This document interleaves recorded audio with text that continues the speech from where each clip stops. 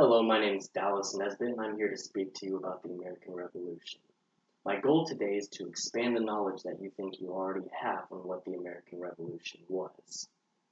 The American Revolution was a necessity in declaring our independence against the oppressive, brutal, powerful, and destructive British Empire. Some people may be asking, but was going to war really a necessity to gain our independence? And I'd have to say yes. Here's why. The oppressive British gave various taxes and acts onto the colonials to pay back for a war that we didn't even fight. Yes, they protected us, but we didn't even fight.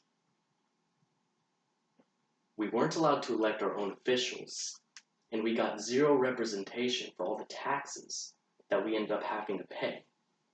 Not to mention, after simply asking King George III to stop with all of the excess taxing and zero representation, he absolutely refused. The war began in 1776 with gunfire in Lexington, Massachusetts. After a loss in Lexington, the militia ran back to Concord to reinforce. As the British thought they were outnumbered, they began to retreat back to Boston. Then they were bombarded with various militias and Minutemen from every angle as they were trying to retreat. Now that you got the broad purpose on why it started, let's step back a little bit. The buildup all began with the French and Indian War, or known as the 7 Years' War. There was a big confrontation.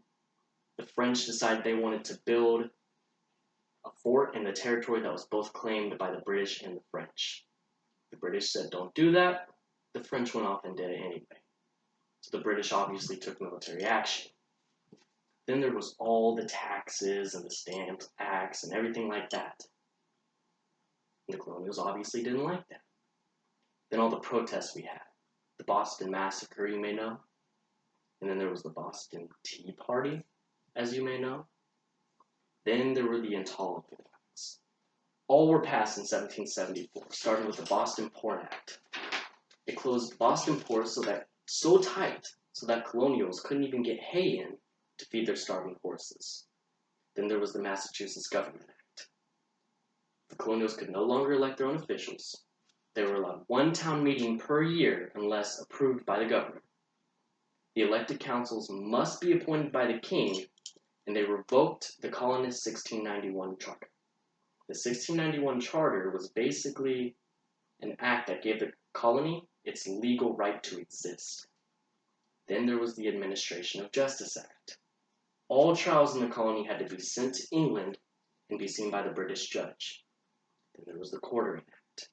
It forced colonists to feed and house all of the troops that were oppressing and deliberately using them to fulfill their needs. Then there was the Quebec Act. It wasn't directly sent to the colonials, but it was seen by them as another form of British oppression.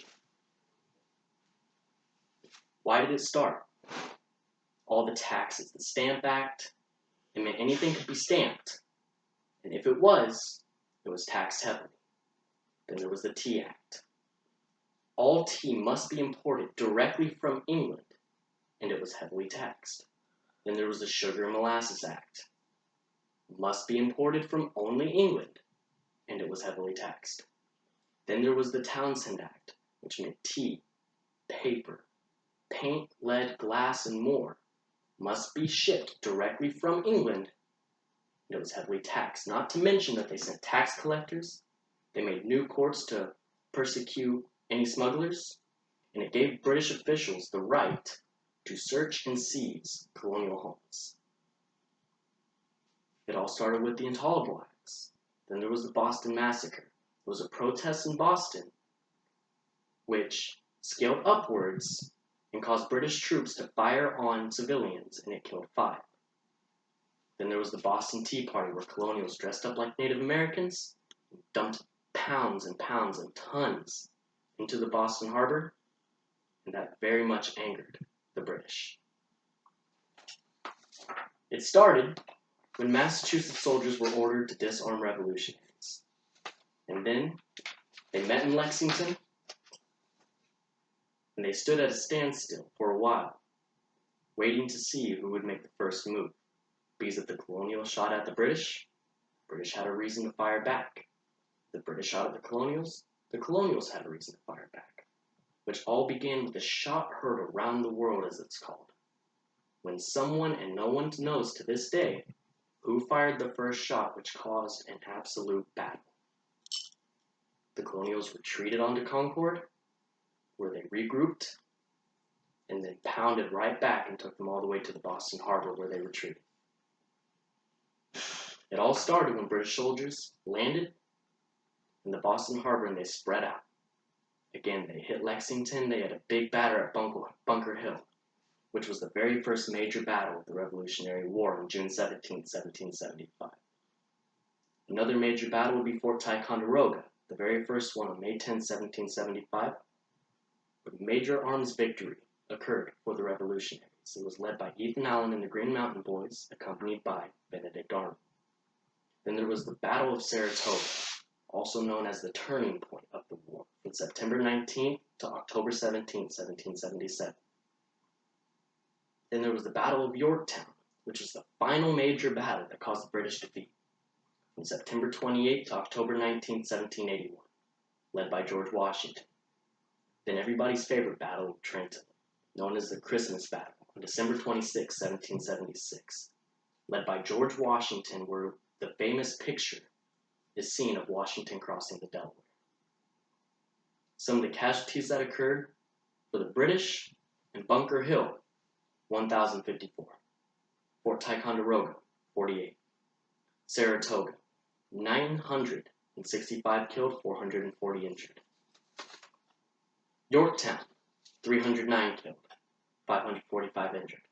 Trenton, 22 killed, 83 injured. In total, throughout the entire war, the British had 25,000, roughly, casualties. On the revolutionary side, Battle of Bunker Hill, 450 killed, 305 injured, 30 captured. Fort Ticonderoga, where the revolutionaries won, 1 killed, 0 injured, 0 captured.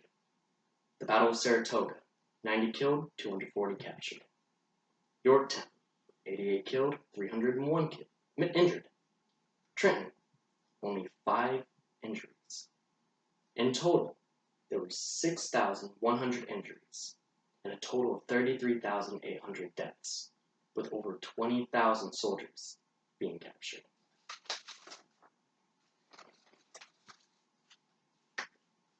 The colonials ended up winning the Revolutionary War.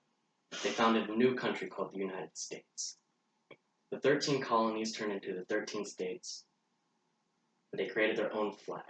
That's where we get our glorious stars and stripes from. They created a new kind of leader named president and a brand new government. And they began to run themselves as their own. Thank you.